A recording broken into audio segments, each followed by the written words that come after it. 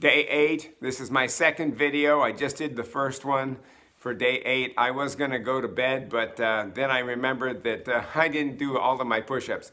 I did my push-ups, but then I'm supposed to do a set of push-ups, a set of working opposite muscles so I don't get all messed up. Anyway, so I'm going to make this part of my second video. I'm going to exercise on the floor, and then I'm going to talk about what I talked about with my my accountant. Here it goes. These are exercises that are going to help me keep my posture stronger and work muscles that work opposite the muscles that I use the push-ups for.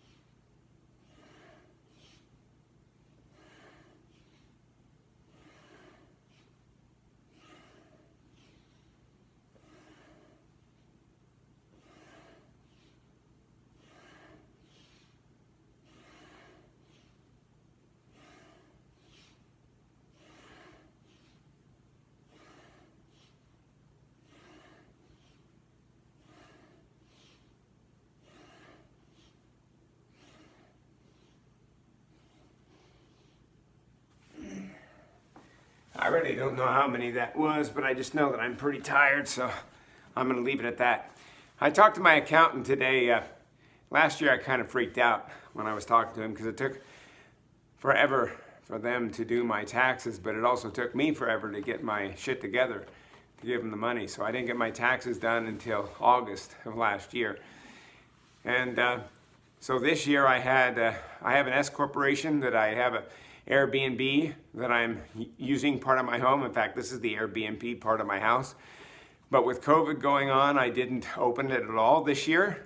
And last year was my first year that I used the corporation, S corporation, as a as part of my That's why I use my S corporation. I've had an S corporation open for about 5 years. I was going to be a real estate investor, but I couldn't get any real estate. It was a big fucking mess, and I wound up again taking a course. The course was $35,000. Then I found out in the course that there was also I had to pay extra money for help, a computer system, all these different things, and I was already way over my head. I couldn't get any money back, and then I also invested some money in from my work, 70 grand. I took it out of my 401k. In fact, I took my 401k and put it at zero, put it in a self-directed 401k with some people that I met at this real estate investors corporation. Anyway, they suggested that I put it in this fund, and I could put it in there even though I wasn't an accredited investor because they were in my circle of influence. So I invested the money in there, and then about 6 months to a year later, they pulled their money out. One of them didn't tell me, the other one did. Basically now I'm in that company, and with COVID, it's under, and I'm basically going to lose the money. They say they're going to pay me back, but it's been, I was supposed to get my money back in 2 years, but it's been 3.5 years now. This June will be 4 years, and it doesn't look like I'm going to get my money back. Some people say that, I talked to a lawyer at my job. I have a service that they will let me get a lawyer and pay for a certain amount of his fees, but again, the fees, I still had to pay some fees, and he was honest. He said, you could take him to court, and you will certainly win, but you probably won't get your money. Getting paid is the hard part, but I'm still going to have to pay him. So in the long run, I just thought, okay, so the $35,000 that I put in this credit card, in this course, and the 100 grand that I put in, it's basically gone. I was having trouble making my payments 4 years ago on my house and stuff because my job took away my overtime because it was just business was slow and they didn't do it because they were mean. It just they didn't have the overtime. So I was looking for some way to subsidize my income. Some people suggested these things, so I did it, and suddenly, even though before that I was like $100, $200 shy, but I had savings, well then suddenly I'm like $1,000 shy of making my payments. So I borrowed money on credit cards, and I just did whatever I could, and basically for 2 years I've been paying interest on credit cards. Well, last year I got moved to a different part of the factory. I started working overtime like crazy. I usually make about maybe $55,000, $60,000 a year at the factory job that I'm at.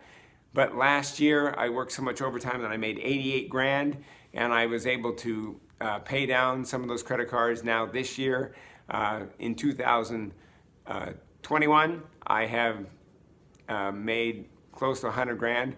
But again, every bit of that money went to actually pay down those credit cards and then to get, so I'm, as of today, if I pay off the one credit card today, I will have $11,000 that I still have to pay on a credit card, but that credit card is now on a zero interest credit card. And as far as that money that I put in the 401k, the 70 grand that they told me that would increase to at least 90 grand, basically that money's gone. And so what I'm saying all this is because it was nobody's fault except mine. All of this.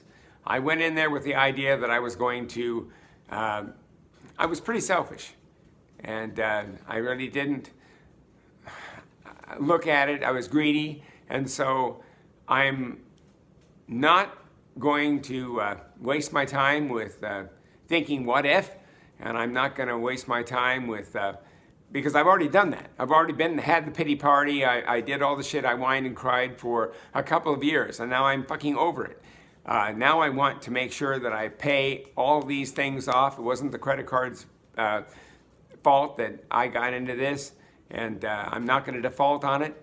And I'm going to get done with it. And I want to pay every little penny off because I want to remember what it was like to feel like this. And I promise, these people did me a favor. They did me a favor. Now I know that I never have to really trust them ever again.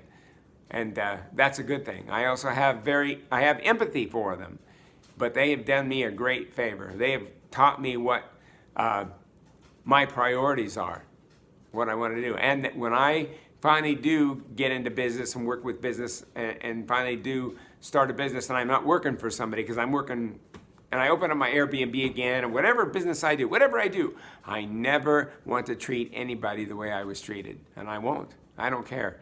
And that's kind of what this real estate investing seminar was kind of, this class is about. It's kind of like throwing you into the fray. It's like throwing you into a pool and saying swim when you don't know how to swim. Some people make it and some people don't. But this is what they did, is they threw you into a moving stream.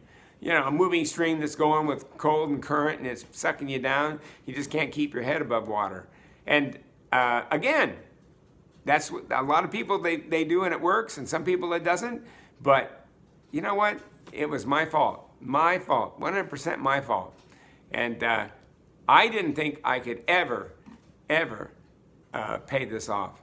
I thought I was going to lose my house in it, but I did it. I did it. And the universe helped me too. There was suddenly, we're busier at work than we've ever been in history. And nobody wanted to work the overtime, and I worked overtime. And I was working 12-hour shifts for months straight with no days off, which was against company policy, but they needed people so bad that they decided to relieve that policy for that amount of time, or to relieve that, or to, I'm rambling, I'm sorry, but I know that people are sitting there thinking, what the fuck is this guy talking about? I'm just trying to get through this point and to learn how to be comfortable on the fucking camera.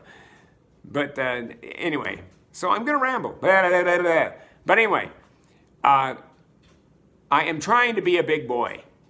66 and a half years old. It's about fucking time. I could retire, but I'm not gonna. I'm gonna fix this. I'm gonna get these things up. I mean, I'm of the age I could retire, but I can't afford to retire. But I don't want to retire. I want to do something with my life finally, and figure out why I've always been this weird guy that's had this desire to do something different. And I always thought that I wanted to make money and to at one point be a famous person, actor or something, and then give back to my family. But now I'm realizing, you know what? I don't want to just give back to my family. I want to give back to everybody. And I want to make things that people want and need and see how can I facilitate that. And I really don't care about the money anymore, as long as I have enough to live. And I live in America, where I don't have to worry about things that most people in the world don't.